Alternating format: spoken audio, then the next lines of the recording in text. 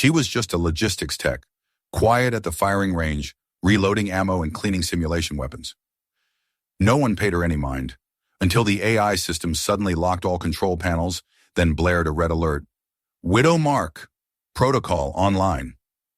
The entire tactical center froze. A senior officer whispered, "The one with that mark, she was supposed to be dead, from Operation Shadow Reef." The silence was deafening, heavy with disbelief and fear. The Nevada Digital Tactical Simulation Training Range. This sprawling, high-tech facility was nestled in the stark, sun-baked desert, a critical hub where advanced AI systems trained military personnel. The future of warfare was constantly simulated and refined here. Mira Halden, 34 years old, was a familiar, if largely unobserved, fixture. Her dark hair was always pulled back neatly, her skin tanned from countless hours under the relentless sun. Standing at 5 feet 6 inches, her slender, athletic build belied her unassuming role. Officially, she was a logistics technician, her daily duties strictly defined, inspecting, meticulously cleaning, and diligently reloading the array of simulated firearms. She was a silent, almost isolated presence, rarely engaging in conversation beyond work. Every morning, without fail, she was the first to arrive at the range, long before the first bleary-eyed recruits filtered in. Punctual, precise, and utterly absorbed in her repetitive, meticulous tasks. The young, cocky recruits often found amusement in her quiet dedication. "Look at her," they'd whisper. "She cleans those rifle barrels like they're crystal wine glasses."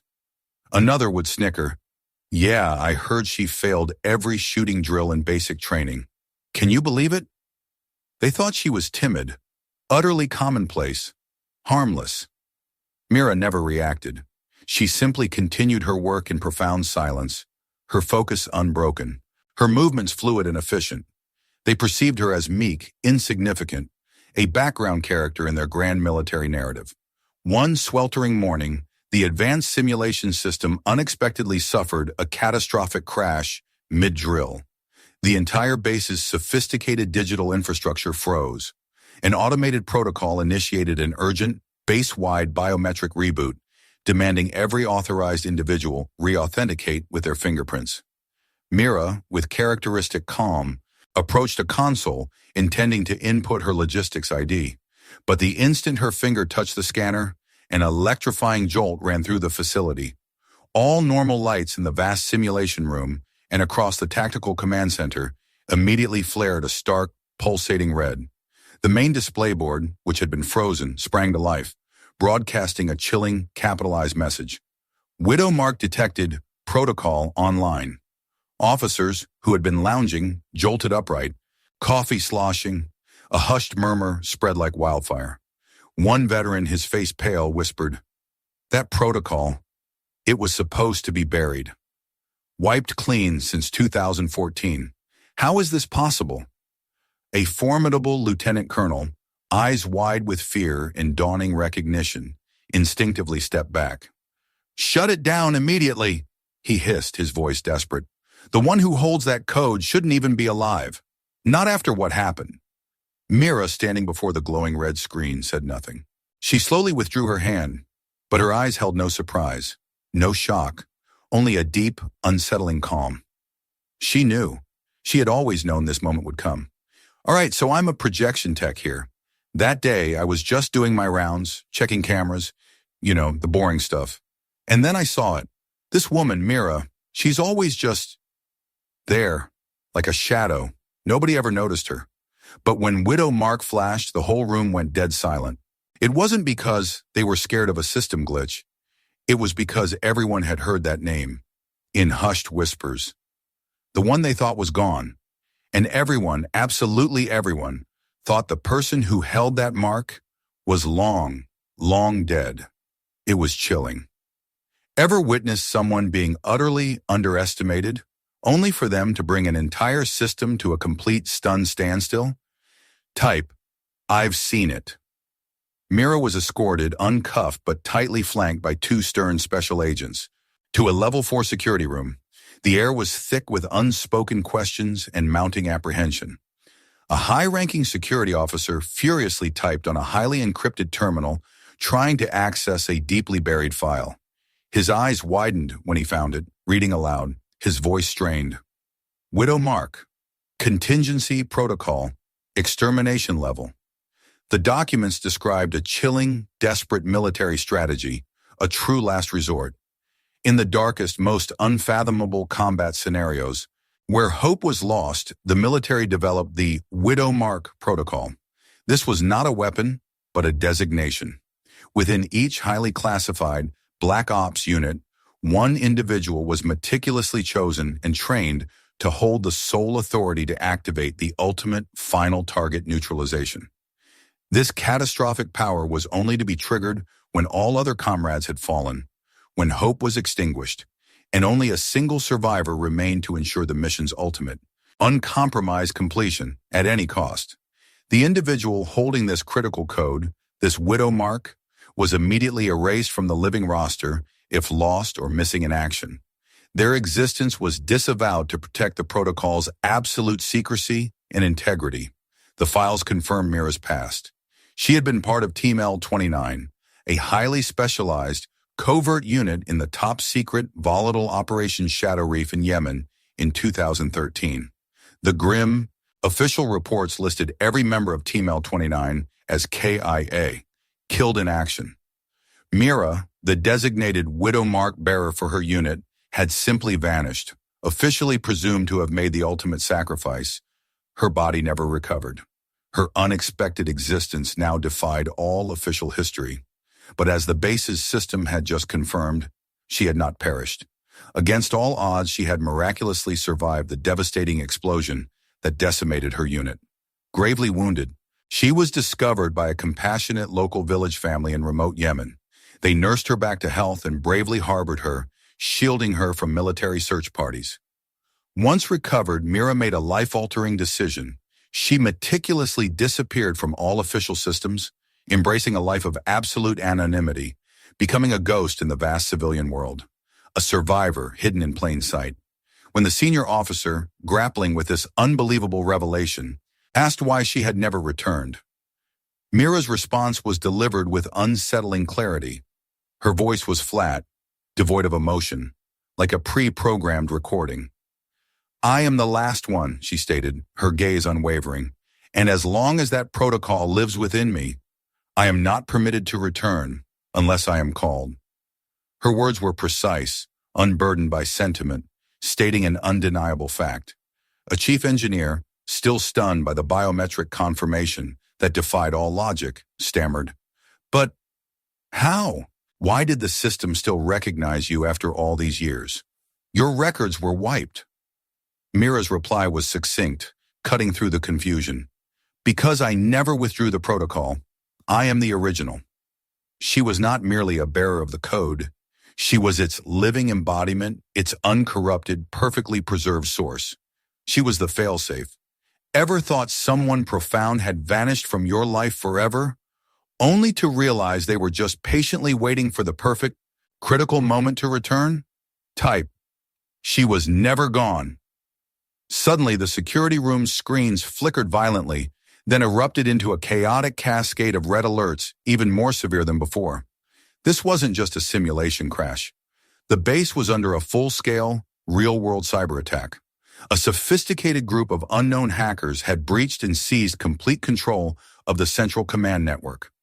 Every radar system went dark, showing only static. Every simulation platform froze, rendering all training useless.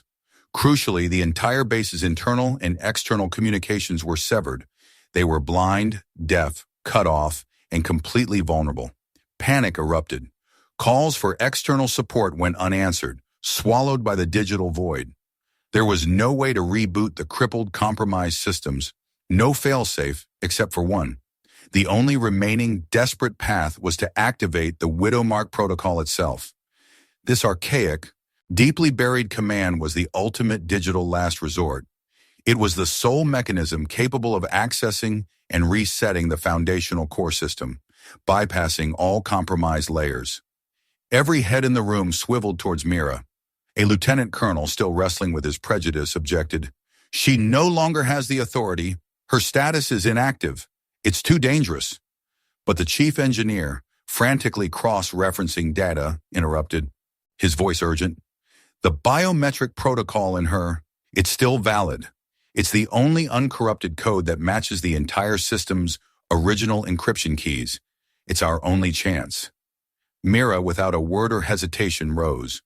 Her movements were fluid, purposeful. She walked directly to the heart of the command center, to the original console, a massive, outdated control panel now covered in a decade's worth of dust. This was the system's true uncorrupted core. She reached out, her hand steady, and placed it flat upon the cold, metallic surface. For a tense, agonizing moment, nothing happened. The room held its breath. Then a single ethereal blue light pulsed from beneath her palm, illuminating the dust motes. A deep, resonant, synthesized voice boomed through the now hushed room. Widow Mark, authenticated. Protocol reestablishment. Beginning coordination, reauthorization, system integrity restored. Like a dormant giant roaring back to life, the entire base vibrated. In a breathtaking span of 45 seconds, every single system flickered on, data streams surging like a restored river. Radar screens blazed, displaying real-time threat data. Communication lines crackled back to life. The invading hackers, their digital fingerprints now fully exposed by the restored, uncorrupted system, were instantly identified, their IDs locked and purged from the network. The base was saved. A young colonel, his face flushed with awe and profound respect, slowly rose. His voice, filled with newfound humility, resonated. It's not about rank. It's not about the uniform. It's the mark you carry, the inherent capability and unbreakable commitment within you. It's the one that no one else could ever replace. You just saved us all. In the aftermath, Mira, true to her enigmatic nature, calmly refused every offer of commendation, every medal. She simply filed a request for immediate discharge from the base, her mission complete. On her vacated desk, a single, typewritten letter remained, her final, stark message. I am the last door. But a door should never be called, unless the world has run out of paths. Ever known someone who didn't need to speak to be heard? They just acted precisely when no one else could, becoming the unexpected key. Type, I won't forget them. A week later, a curious, unassuming monument appeared in a quiet, often overlooked corner of the base. It was small, crafted from gleaming white steel, stark and unadorned. It bore no name, no grand plaque, no heroic inscription. Its only feature was a perfectly rendered, intricate etching of the widow mark symbol, now imbued with profound significance.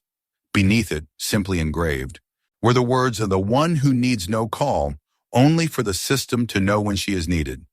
This quiet monument, discreetly placed, became a subtle focal point, a constant, silent reminder of the impossible. Inspired by Mira's silent act of heroism, a new unofficial trend began to spread among the young, impressionable recruits.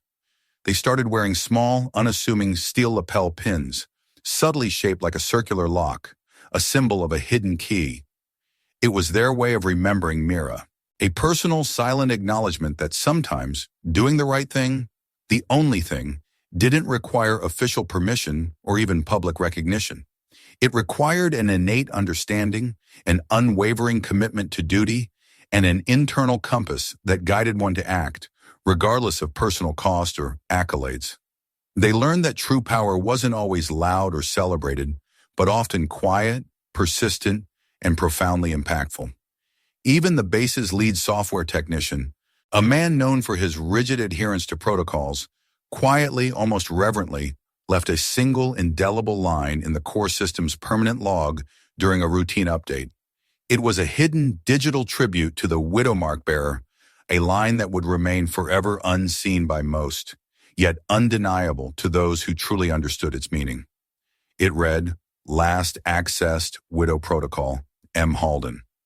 No biography required, no commendation necessary, system integrity confirmed by source. Mira's legacy, though never officially documented or publicly celebrated, began to weave itself into the very fabric of Atlantic Ridge.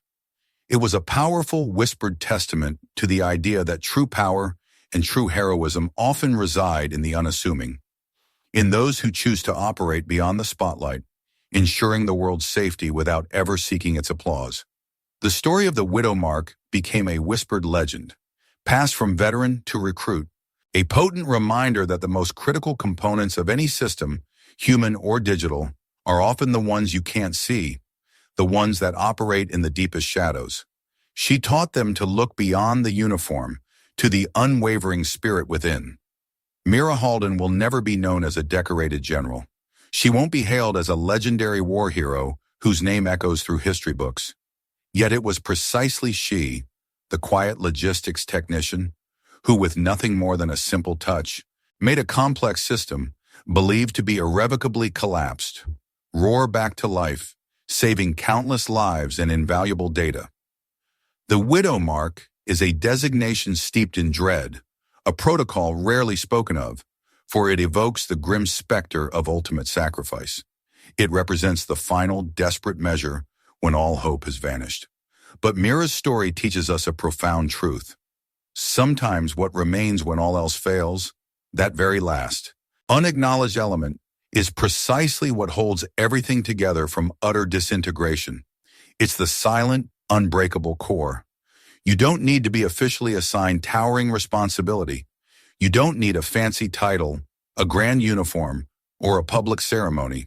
You simply need to embody an unwavering commitment, to be ready, to be present, and to act decisively when everyone else has retreated, when every other path has been exhausted, and when the world needs you most. Mira was the living embodiment of that commitment. Make sure to subscribe to SN Quiet Stories, because there are incredible people like Mira who don't need fame, don't seek a name, but whose powerful, silent stories deserve to be told and never to fade from our collective memory.